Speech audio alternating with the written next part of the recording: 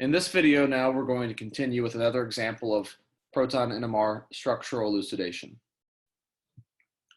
So first, calculating degrees of unsaturation. With 9 carbons, you expect 20 hydrogens, 2 times 9 plus 2. We only have 19 hydrogens, but there is 1 nitrogen, so you must add 1 for that nitrogen. And divide by 2, this will give you degrees of unsaturation of 1.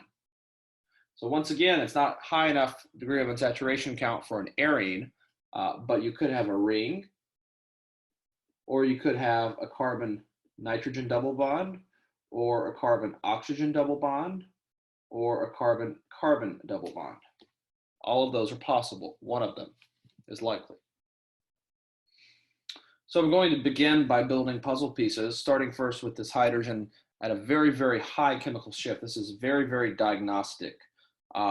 In other words, this proton is really going to stand alone, and the 9 to 10 region is that of an aldehyde. So now we've diagnosed that there is a carbonyl in the structure, simply based on how diagnostic that peak is.